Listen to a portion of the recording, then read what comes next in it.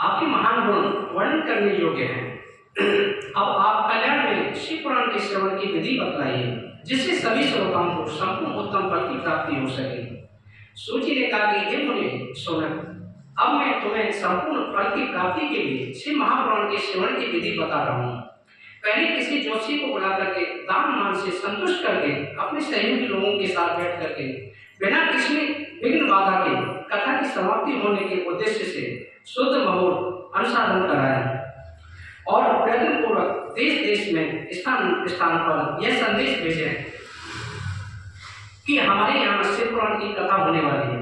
आप कोई भी कथा या भागवत वगैरह कराते हैं, जैसे सत्यनारायण की कथा है, जैसे पुराण की है, देवी भागवत है या भागवत है, श्रीमद् भागवत कथा, तो सभी को निमंत्रण जरूर भेजना चाहिए। उससे क्या है कि जितने लोग आएंगे उतना ही फल आपको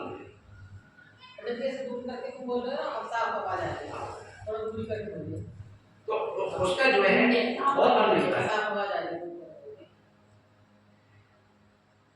कल्याण की इच्छा रखने वाले लोगों को उसे सुनाने के लिए अवश्य पधारना चाहिए।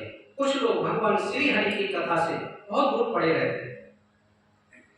बहुत से लोग ये कहते हैं अरे कहाँ जाएंगे, समय बर्बाद होगा, लेकिन भगवान की कथा कहीं भी हो रही हो वहाँ जरूर जाना चाहिए, चाहे ज़्यादा समय नहीं हो, क्योंकि हमारे शास्त्रों में कहा गया है कि 24 घंटे में से 2 घंटे 40 मिनट पूजा करनी चाहिए। 1 घंटे में से 10 मिनट हमें ठाकुर जी को जरूर देना चाहिए। अगर वो भी नहीं है तो 24 मिनट दीजिए, अगर 24 मिनट भी नहीं है तो 2 मिनट 40 सेकंड दीजिए, अगर वो भी नहीं है तो 24 सेकंड तो परमात्मा को जरूर दीजिए।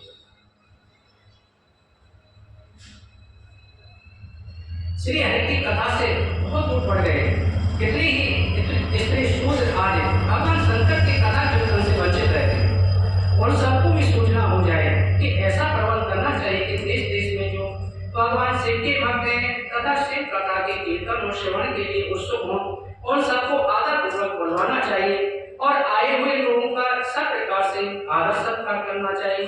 शिव मंदिर में, तीर्थ वन प्रांत में अथवा घर में शिव पुराण की कथा सुनने के लिए उत्तम स्थान का निर्माण करना चाहिए। केले के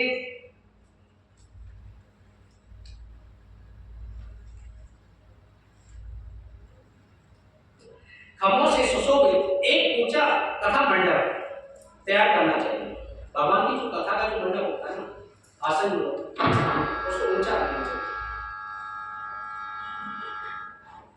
कथा मंडप तैयार कराएं, उसे सौ से पुष्प हार से तथा सुंदर चतुर्भुज से अलंकृत करें और चारों ओर ध्वजा पताका लगा करके तरह तरह के सामानों से सजा करके सुंदर शोभा संपन्न बना दें।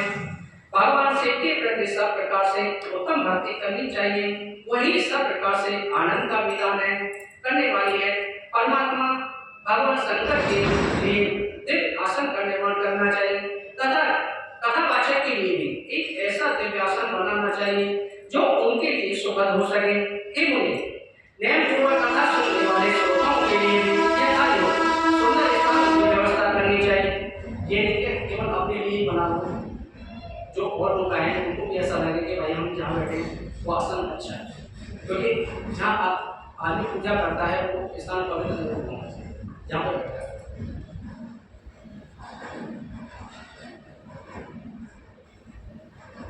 स्थान की व्यवस्था करनी चाहिए। अन्य लोगों के लिए साधारण स्थान ही रखनी चाहिए, जिससे मुख से निकली हुई वाणी वेदधारियों के लिए कामधेनु के समान अभिष्ट फल देने वाली होती है। उस प्राण विद्वान वक्ता की प्रति तुच्छ वृद्धि कभी नहीं करनी चाहिए। संसार में जन्म तथा गुणों के कारण बहुत से गुरु होते हैं, परंतु उन सब में प्राणों का ज्ञाता विद्वान ही परम गुरु माना गया है। पुराण वेदा पवित्र दक्ष शांत ईशा और विजय पाने वाले साधु और दयालु होने चाहिए। ऐसा प्रवचन कुशल विद्वान एवं उन्मयी कथा को कहें। सूर्योदय से आरंभ करके 3.5 पहर तक उत्तम बुद्धि वाले विद्वान पुरुष को शिव पुराण की कथा समय प्रीति से वाचनी चाहिए। मध्याह्न काल में 2 घड़ी तक कथा रखनी चाहिए, जिससे कथा कीर्तन से आकाश पाकर के लोग मन मुक्त का त्याग कर सके। कथा प्रारंभ से के दिन से 1 दिन पहले व्रत ग्रहण करने के लिए वक्ता को और कर लेना चाहिए। जिस दिन कथा हो रही हो उन दिनों तक प्रयत्न पूर्वक प्रातःकाल सारा नृत्य कर्म संक्षेप से ही कर लेना चाहिए। कर्ता के पास उसकी सहायता के लिए एक दूसरा वैसा ही विद्वान स्थापित करना चाहिए। वह भी सब प्रकार के संशयों से निवृत्त करने में समर्थ और लोगों को समझाने में कुशल हो। कथा में आने वाले विघ्नों की निवृत्ति के लिए गणेश जी का पूजन करें। कहने के घर पे कोई भी पूजा करें, माँ पार्वती ने सबसे पहले जब भगवान गणेश का भोलेनाथ ने सिर काट दिया था तो माँ पार्वती ने कहा था कि बोले कि प्रभु आपने तो मेरे पुत्र को मार दिया, अब मेरा पुत्र जीवित कैसे हो? बोले कि इसने जो है मेरे साथ दुष्टता की है, बोले कि इसने मुझे तुम्हारे पास आने से रोका था, लेकिन तो अब मैं क्या करता? पिता पुत्र की लड़ाई में ये मारा गया तो अब मैं क्या करूँ? इसका सर काटा है। बोले कि इसे जीवित कीजिए आप।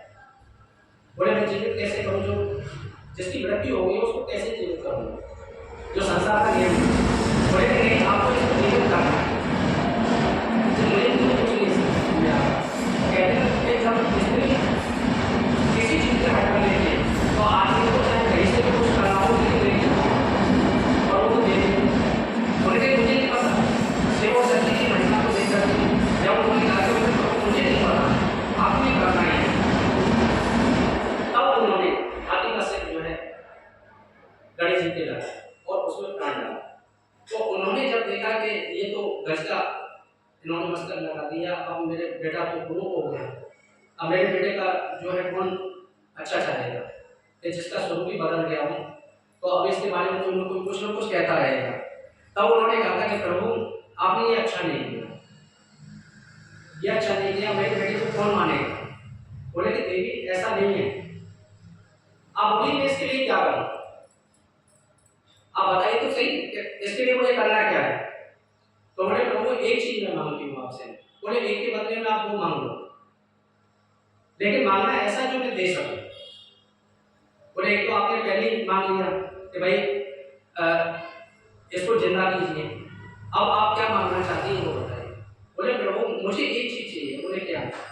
कि बोले जहां भी देवताओं की पूजा हो सबसे पहले मेरे पुत्र का नाम, मेरे पुत्र की पूजा। बोले बस? बोले आपने तो ऐसे कह दिया कि जिन क्या हुए? बोले कि हाँ देवी। बोले सबसे पहले आप बताइए कि आप संतुष्ट हैं इस चीज से? संतुष्ट हैं तो मैं आपको वरदान दूंगा। बोले कि हाँ प्रभु आप मुझे ये वरदान दीजिए कि जहां भी आपकी पूजा हुई, चाहे किसी भी देव की पूजा हो, सबसे पहले मेरे पुत्र का नाम है। तो उन्होंने तुरंत ही कहा कि बोले कि जहां भी कोई भी सनातन का काम होगा, धर्म का काम होगा, आपके बेटे की पूजा सर्वप्रथम। बोले गणेश जी भगवान की जय। तब उन्होंने माता पार्वती को वरदान दिया कि देवी आज से मेरी पूजा से पहले, ब्रह्मा जी की पूजा से पहले, विष्णु जी की पूजा से पहले, आदि शक्ति आपकी पूजा से पहले सबसे पहले गणेश जी की पूजा होगी। नहीं तो वो पूजा ही नर्तक हो जाएगी, उस पूजा का कोई फल नहीं मिलेगा। और ये सत्यता है, जब तक लक्ष्मी गणेश जी की पूजा नहीं होती, माँ गणेश जी का आभार नहीं होता, तो पूजा बेकार, वो सफल नहीं होती। आने वाले विघ्नों की निवृत्ति के लिए गणेश जी का पूजन करें। और विघ्नहर्ता गणेश जी को इसलिए कहा है कि वो सबके संकटों को हटते। तब तो सबसे पहले आता है विघ्नहर मंगल से गणपति महाराज, प्रथम निरंतर आपको पूर्ण करिए कि प्रभु मेरे जो कार्य